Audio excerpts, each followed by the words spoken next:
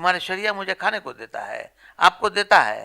आप सौदा कीजिएगा तो ठीक है, और नहीं कीजिएगा तो नीतीश कुमार का बायकॉट कीजिएगा। किस हदीस से, किस अल्लाह के रसूल के हदीस के रोशनी में आपने किसी के अफ्तार पार्टी को बॉयकॉट किया? नमस्कार, आप सभी का स्वागत है मंथन टुडे में। मैं ज़रा इस वक्त हमारे बीच मौजूद हैं सलीम परवेज़, चेयरमैन मदरसा बोर्ड, पूर्व सभापति विधान परिषद से। जी हाँ, उनके साथ हम मौजूद हैं और कुछ सवाल है जो कि अभी बहुत ज़ोर शोर से चल रही है कि उन्होंने कुछ ऐसा स्टेटमेंट दे दिया है इमारत शरिया को लेके कि जो हर जगह चर्चा चल रही है इसके बीच। तो आइए जानते हैं, उनसे ही पूछते हैं कि आखिर ऐसा क्या है, कितना सच है इस बातों में। आइए जानते हैं। जी नमस्कार जी, सबसे पहले तो आपके चैनल का बहुत बहुत शुक्रिया और मुबारकबाद कि आप यहाँ पे आई और कुछ अपने सवालात मुझसे पूछने की कोशिश की। जी, आपने कहा कि इमारत शरिया की धज्जी उड़ा दूंगा, ये बात आपने क्यों कहा? देखिए, मैं इमारत शरिया की धज्जी उड़ाने की बात जो है ये गलत बयानी है। मैं अफ्तार करके माननीय मुख्यमंत्री जी के आवाज़ से निकल रहा था, कुछ आपके प्रेस रिपोर्टर मिले तो कुछ सवाल उन्होंने कहा कि हमारे शरिया ने बॉयकॉट किया है और तमाम तंजीमें बॉयकॉट किए हैं और आप लोग भी आ गए यहाँ पे। तो हमने कहा कि ये लॉन्ग इशू है, डिबेट होना चाहिए, किसी दिन डिबेट पे बुला लीजिए, धज्जियाँ उड़ा देंगे। हमने ये कहा था कि किसी दिन डिबेट पे बुला लीजिए, धज्जियाँ उड़ा देंगे। और दूसरी बात यह है कि मैं इमारत शरिया से कहना चाहता हूँ कि इमारत शरिया, आप जो लड़ाई लड़ रहे हैं, मैं आपके लड़ाई के खिलाफ नहीं हूँ। मैं वक्फ संशोधन बिल के खिलाफ नहीं हूँ, लेकिन आपके वालिद ने भी किसी ज़माने में नीतीश कुमार जी के साथ काम किया है। वली रहमानी साहब अल्लाह वरहम मर गए, अल्लाह उन्हें जन्नत में नसीब अता फरमाए। और उस ज़माने में दीन बचाओ देश बचाओ में आपने पूरे बिहार के लोगों से बुलाया, हम सब लोग गए। उस ज़माने में अनिसुर रहमान कासमी वहाँ होते थे और हम लोगों ने सोचा कि एक नेक कदम होगा। फिर किस तरह से समझौता कर लिया गया, उनके पुतला को जला दिया गया दरभंगा में। तो ये जो तंजीमें हैं जो ग्रुप बना के चल रही हैं, ये क्षेत्रीय पार्टियों से मिल करके उनसे सौदा करती हैं। इमारत शरिया जो है, मैं उस पर उंगली नहीं उठा रहा हूँ, लेकिन इमारत शरिया के लोगों से पूछ रहा हूँ मैं, जो उनके हेड हैं या जो उनके सबऑर्डिनेट हैं, कि किस कानून के ज़रिया, किस हदीस से, किस अल्लाह के रसूल के हदीस के रोशनी में आपने किसी के अफ्तार पार्टी को बॉयकॉट किया? आपको क्या हक बनता है?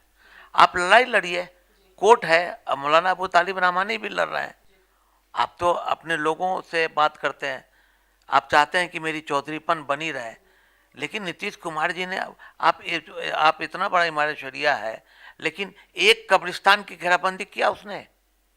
9,000 कुछ कब्रिस्तान की घेराबंदी, एग्जैक्ट मुझे फिगर याद नहीं है, 9,300 कुछ कब्रिस्तान की घेराबंदी कौन किया? नीतीश कुमार जी ने किया। वक्फ बोर्ड की गठन में उन्होंने इरशादुल्लाह साहब को आज तक उन्होंने अपना एक दूत बना के रखा, एक चेयरमैन बना के रखा और सारे काम कर रहे हैं। वो वक्फ बोर्ड की ज़मीन को डेवलप कर रहे हैं वहाँ पे सब्जी बाग में, है कि नहीं? अच्छा, तो नीतीश कुमार की अफ्तार पार्टी को लेके काफ़ी कंट्रोवर्सी है, इसके बारे में आप क्या कहेंगे? कोई कंट्रोवर्सी नहीं है, वो तो पिछले 20 सालों से लगभग वो अफ्तार पार्टी करा रहे हैं।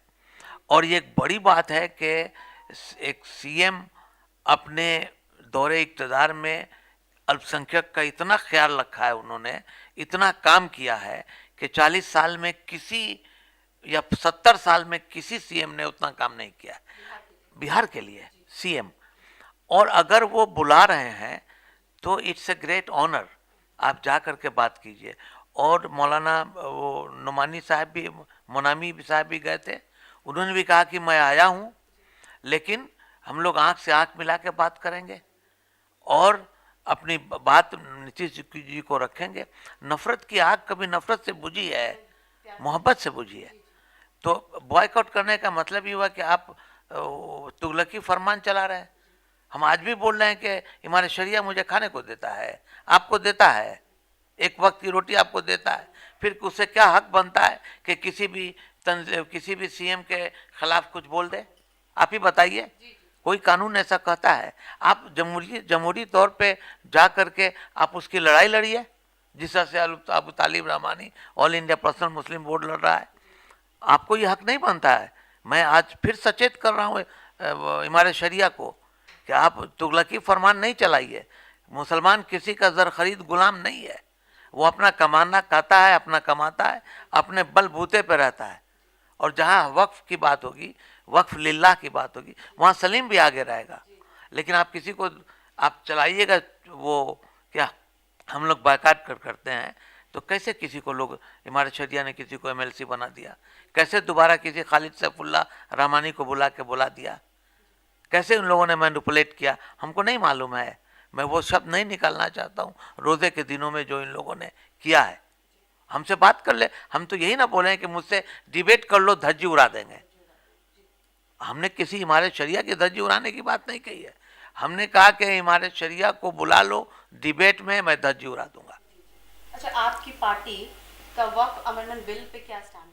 देखिए, मैंने कल भी कहा आपसे कि नीतीश जी से हम लोगों की बातचीत हुई है।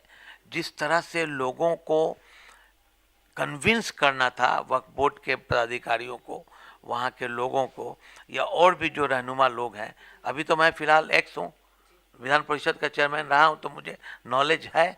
मैंने नीतीश जी से यही सिर्फ कहा है कि इस पे गौरसानी कीजिए।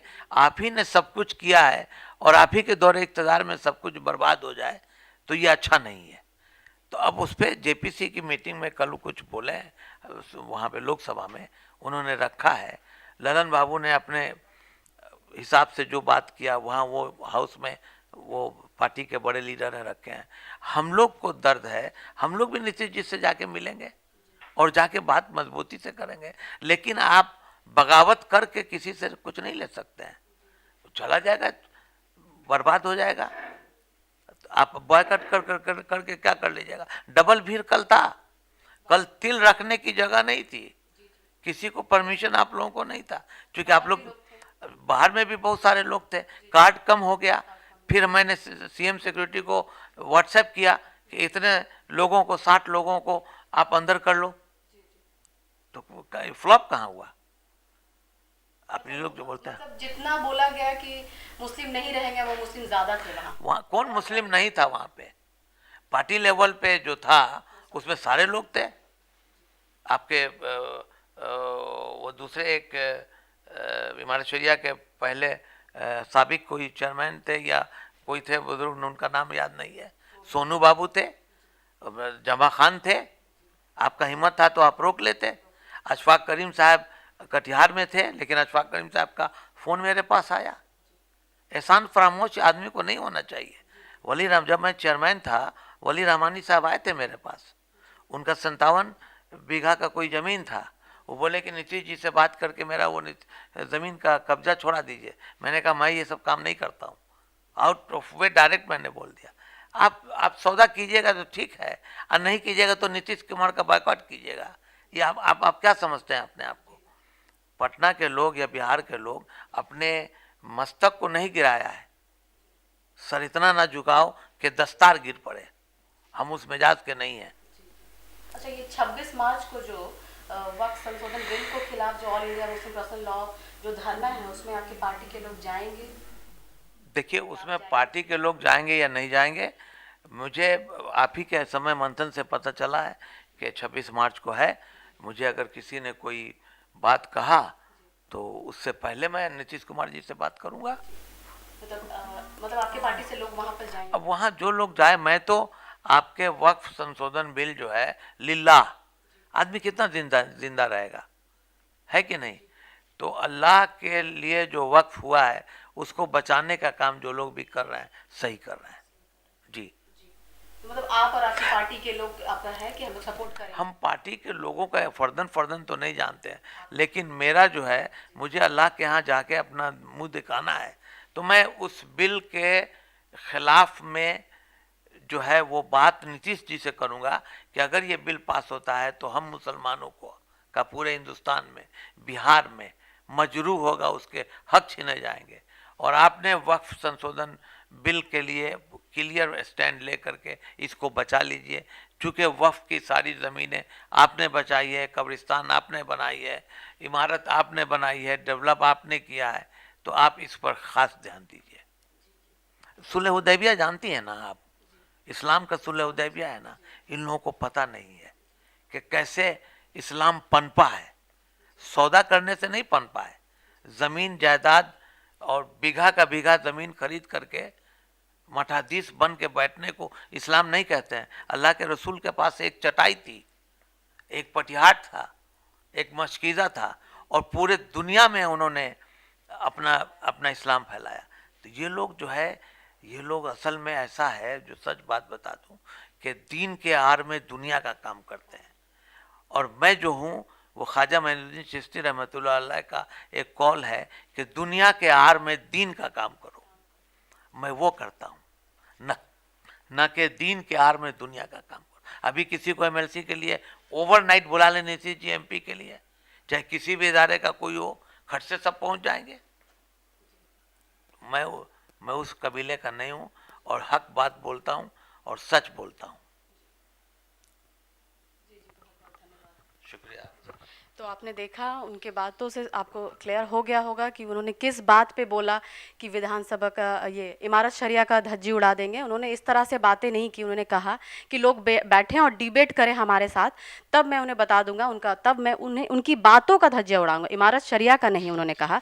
और जहाँ तक की बात है, उन्होंने कहा वक्फ संशोधन बिल के बारे में बताया कि 26 मार्च को है, तो इनका कहना है कि मैं उसमें सपोर्ट करूँगा। पार्टी का नहीं पता, लेकिन ये इनका कहना है कि मैं सपोर्ट करूँगा। और इफ्तार पार्टी का जहाँ की बात था, नीतीश कुमार के इफ्तार पार्टी में जो मुस्लिम संगठन का जो बॉयकट किया था, तो जितने भी पार्टी के थे कार्यकर्ता लोग, सारे मुस्लिम धर्म के लोग, सारे लोग मौजूद थे। इतना भीड़ था कि बाहर भी लोग खचमखच भरे थे और अंदर में भी लोग थे। तो इस तरह से इनका पूरा जो आपने बात सुना जी। और देखते रहिए मंथन टुडे। नमस्कार।